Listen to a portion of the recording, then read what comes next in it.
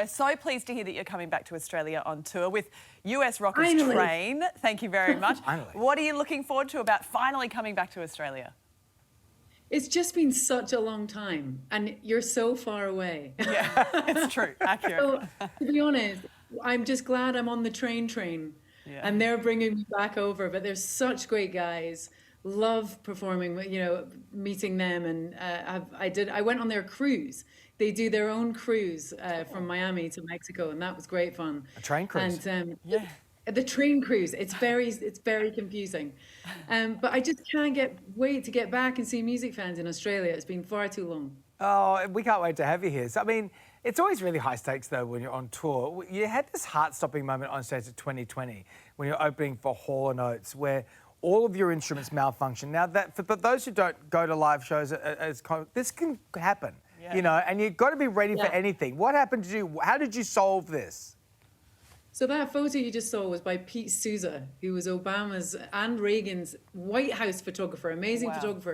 And he happened to be at Madison Square Gardens, one of the most amazing venues ever. I was opening for Hall & Oates. I go on stage, 45 seconds into the show, everything died.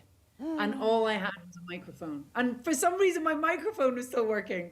And I ended up saying, I just didn't know what to do. And I just said, if my 15-year-old self could see all my stuff going wrong at Madison Square Gardens, she'd be delighted. And everybody just cheered, and we got everything working again. Wow. But that photo was just the moment when all the adrenaline was running, and I managed to get back on.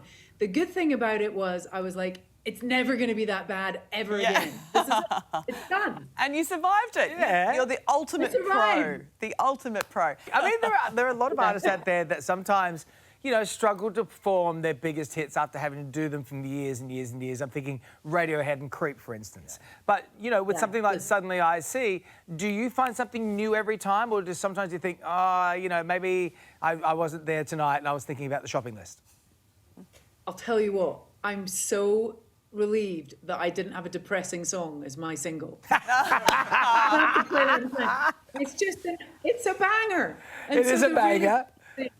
The cool thing about when I play it is I just see a sea of grinning faces, and I can just see people remembering being at college or at high school, or having their kid or whatever. It's just this song that seems to remind people of really big things in their life.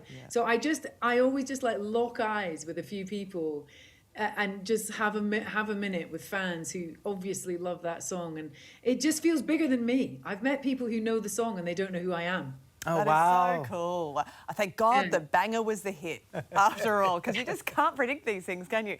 I'd love to ask you, too, about composing for Clueless, the musical. That was a bit of a pivot for you. How was that experience for you, compared to writing an album? I mean, as if I'm going to say no to that. Totally. It was such an amazing phone call of, I'd got into doing a little bit of music theatre, and I was just starting, and then got this call about this. I mean, it's crazy. It's another iconic modern classic.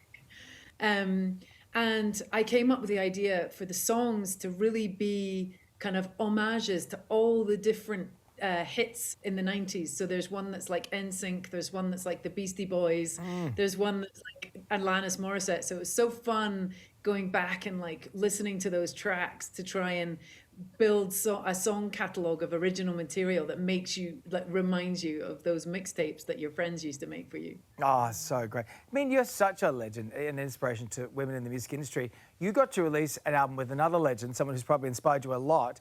You worked with Suzi Quatro. Now, this was out of the blue. I mean, we weren't expecting this. This wasn't on our bingo card. How did this come about for you?